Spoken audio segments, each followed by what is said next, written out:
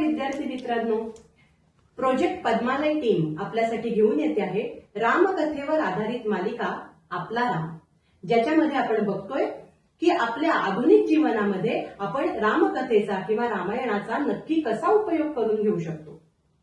या मालिकेची निर्मिती आणि संकल्पना आहे डॉक्टर प्राची जावडेकर यांची। सादरकर्त्या प्राध्यापिका मुक्ता वरसोळे कुलकर्णी। मित्रांनो, आपण नेहमी रामाने लंकेला जाताना समुद्रावर बांधलेल्या सेतूबद्दल बोलतो। सेतू म्हणजे ब्रिज। आता हा जो ब्रिज होता तो त्यांनी बांधला तो या सगळ्या वानरांच्या सहाय्याने। दगडांचा सेतू बांधला आणि त्यावर श्रीराम अशी अक्षरे लिहिली। ही कथा आपण नेहमी ऐकतो, पण आज जरा वेगळ्या अंगाने या प्रसंगाकडे बघूयात का? बघा, श्रीरामांनी बांधलेला हा सेतू दगडांचा तर होताच, पण तो दगडांचा होता त्याबरोबरच तो मानवी मनांचा होता, तो हृदयांचा होता, तो माणसांचा होता। हा सेतू होता कार्यकर्त्यांचा सेतू। रामांकडे एक आदर्श नेता म्हणून जेव्हा आपण बघतो तेव्हा आपल्याला लक्षात येते ती त्यांची मॅन मॅनेजमेंट। माणसांना कसं धरावं, माणसांना प्रेमाने कसं बांधून ठेवावं, हे रामांकडनं शिकण्यासारखं आहे। बघा, आज आपण म्हणतो हार्ट टू हार्ट कनेक्शन पाहिजे, ज्याला संत श्रेष्ठ ज्ञानेश्वर महाराज पसायदानामध्ये मैत्र हा शब्द वापरतात। आठवतोय तो शब्द? हे मैत्र आहे ना, हे रामांनी सगळ्या कार्यकर्त्यांच्या मनामध्ये निर्माण केलंय आणि त्यांचं असं हार्ट टू हार्ट कनेक्शन कार्यकर्त्यांशी आहे। म्हणूनच रामांनी कार्यकर्त्यांचा सेतू बांधला असं म्हणायला हरकत नाही। मग या कार्यकर्त्यांमध्ये म्हणजे हे सेतू बंधन करणाऱ्यांमध्ये कित्येक लोक होते।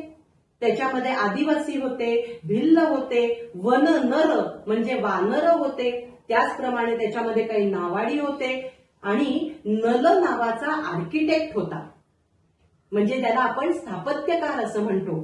त्यांनी हे आर्किटेक्ट म्हणजे अत्यंत शास्त्रोक्त पद्धतीने हा पूल बांधलेला आहे, हा सेतू बांधलेला आहे, असं व्यवस्थित वर्णन वाल्मिकी रामायणामध्ये येतं।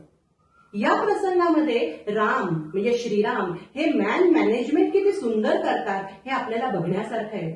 आणि इतकंच नव्हे तर त्यांचं सामाजिक संघटन किती उत्तम होतं। बघा, कुठल्याही समाजातल्या थरातली ही सगळी मंडळी आहेत, तिथे कुठेही जात संप्रदाय पंथ याचा भेद येत नाही। सगळ्या मंडळींना एका छताखाली आणलंय त्यांनी आणि या सगळ्यांना एकजूट करून घेतले।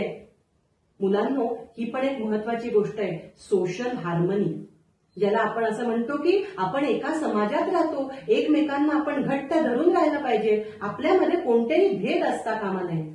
हे आपल्याला त्या रामायणातल्या सेतूच्या प्रसंगातनं कळतं की कशी सोशल हार्मनी असली पाहिजे, सामाजिक संघटन कसं असलं पाहिजे।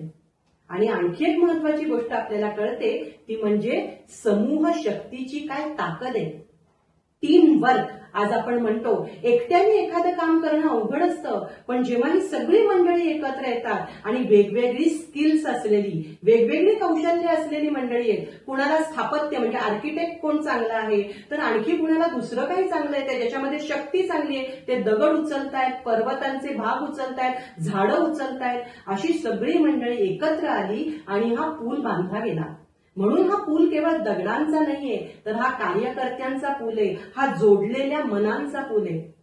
असा विचार करा ना विद्यार्थी मित्रांनो, की आपल्याला अशी मॅन मॅनेजमेंट कशी करता येईल जी श्रीरामांनी रामायणामध्ये केली।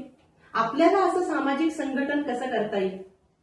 आपण नेहमी आपल्या बुद्ध्यांकाबद्दल बोलतो, बरोबर आहे? म्हणजे आपण आयक्यू टेस्ट करत असतो बघा, आपली नेहमी इंटेलिजंट कोशंट आपला काय आहे ते आपण टेस्ट करतो। पण तुम्हाला असं वाटतं कधीतरी आपला सोशल कोशंट पण टेस्ट करायला पाहिजे? आपला सामाजिक बुद्ध्यांक काय आहे? आज खरंच गरज आहे आपला सामाजिक बुद्ध्यांक वाढवण्याची। आपली टीम वर्क किती छान आहे, आपली समूह शक्ती किती छान आहे हे बघण्याची गरज आहे आज।